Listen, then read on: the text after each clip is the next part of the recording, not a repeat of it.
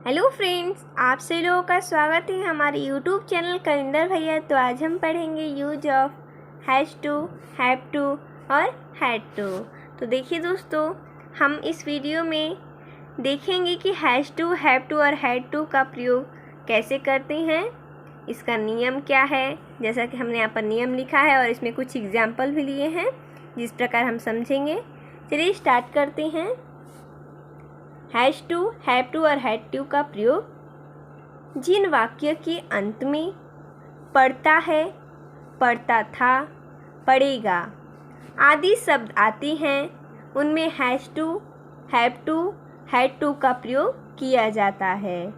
अर्थात व्यवस्था यानी कि मजबूरी प्रकट करने के लिए हैज़ टू, हैव टू और हैड टू का प्रयोग किया जाता है। यानी इसका कहने का मतलब है कि जिस वाक्य के अंत में पढ़ता है, पढ़ता था, पढ़ेगा आदि शब्द आएगा तो हम इसमें किसका प्रयोग करेंगे? हैज़ टू, हैव टू और हैड टू का। यानी अर्थात मजबूरी प्रकट करने के लिए, मजबूरी प्रकट करेगा। मुझे वहाँ जाना पड़ता था, मुझे वहाँ जाना पड़ेगा, यानी मजबूरी है।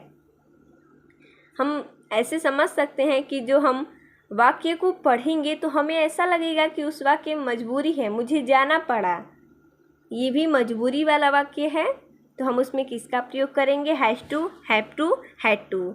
हम देखेंगे कि किसमें कौन सा प्रयोग करना है। तथा इनके बाद मेन वर्ब की फर्स्ट फॉर्म लगता है। हम इसमें मेन वर्ब का फर्स्ट फॉर्म लगाएंगे। प्रेजेंट टेंस में सिंगुलर सब्जेक्ट के साथ हैज़ टू, प्लूरल सब्जेक्ट के साथ हैव टू का प्रयोग करती हैं। जब प्रेजेंट टेंस में रहेगा तो सिंगुलर सब्जेक्ट के साथ हमें हैज़ टू का प्रयोग करना है और प्लूरल सब्जेक्ट के साथ हैव टू का।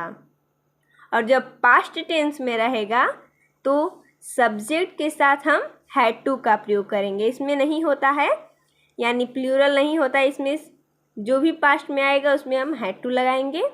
और फ्यूचर टेंस में विल हैव टू और शैल हैव टू का प्रयोग करती हैं। यानी अगर प्रेजेंट टेंस में रहेगा तो हम हैज़ टू और हैव टू लगाएंगे। कब लगाएंगे? जब सिंगुलर सब्जेक्ट रहेगा तो हैज़ टू लगाएंगे और जब प्लूरल सब्जेक्ट रहेगा तो हैव टू लगाएंगे। और जब टेंस पास्ट में रहेगा तो हम सब्जेक्ट के साथ क्या लगाएंगे? प्रत्येक सब्जेक्ट यानी कि जो भी सब्जेक्ट हो उसके साथ हम क्या लगाएंगे? तो हैड टू लगाएंगे। और जब फ्यूचर में रहेगा तो हम विल हैव टू और शैल हैव टू का प्रयोग करेंगे। चलिए इसी को हम एग्जाम्पल की सहायता से समझते हैं। जैसा कि दिया है, चोर को वहाँ से भागना पड़ा। देखिए इस वाक्य में हमें मजबूरी प्रतीत हो रहा है, यानी कि चोर को वहाँ से भागना पड़ा, मजबूरी है कि उसे भागना पड़ा वहाँ से। तो ऐसे हम समझ सकते हैं कि जो सेंटेंस है उसमें हम किस चीज़ का प्रयोग करें। तो चोर को वहाँ से भागना पड़ा, तो कौन सा ये टेंस है? तो पास्ट में है, क्योंकि यहाँ पर पड़ा आया है, आ है, ई है, आता है तो पास्ट में रहता है। तो सबसे पहले हम सब्जेक्ट लगाएंगे। सब्जेक्ट चोर है, यानी चोर का हो जाएगा द थीफ। उसके बाद जैसा कि हमने नियम में पढ़ा कि अगर हमारा टेंस अगर पास्ट में रहेगा तो प्रत्येक सब्जेक्ट के साथ हम हैड टू का प्रयोग करेंगे, यानी कि द थीफ हैड टू। उसके बाद भागना का होता है रन अवे। कहाँ से? तो वहाँ से, from there. The thief had to run away from there. उसी प्रकार दूसरा एग्जाम्पल है, मुझे यहाँ थोड़ी देर ठहरना पड़ेगा। इसमें भी मजबूरी है, यानी हम इसे समझ सकते हैं जो भी मजबूरी वाला रहता है उसमें हम हैज़ टू, हैव टू और हैड टू का प्रयोग करते हैं। चलिए इसका भी देखते हैं। मुझे, इसमें सब्जेक्ट है, मुझे का हो जाएगा आई। पढ़ेगा आया है, जैसा कि हमने देखा ये कौन सा टेंस है? तो फ्यूचर में है। तो जैसा कि हमने नियम में पढ़ा कि जब टेंस फ्यूचर में रहेगा तो हम किसका प्रयोग करेंगे? शैल हैव टू और विल हैव टू का। तो इसमें हम लगाएंगे आई, उसके बाद विल हैव टू।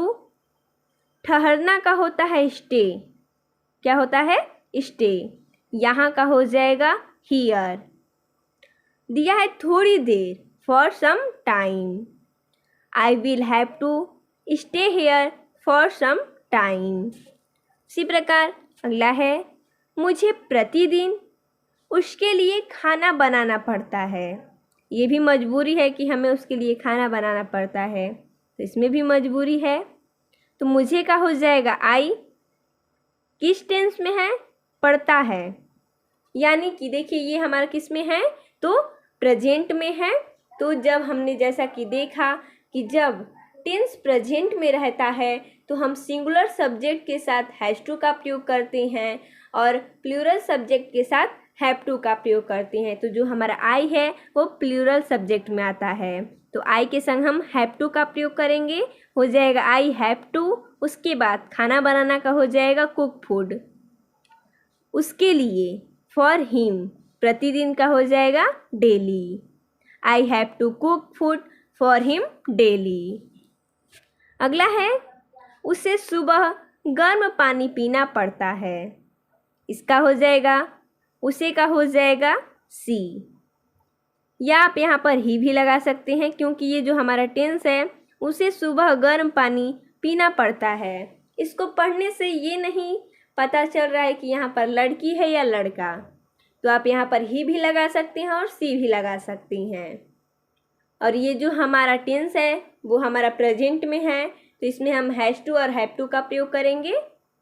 तो जो हमारा सब्जेक्ट है वो सिंगुलर है, तो हैज टू का प्रयोग करेंगे, तो हो जाएगा सी हैज टू।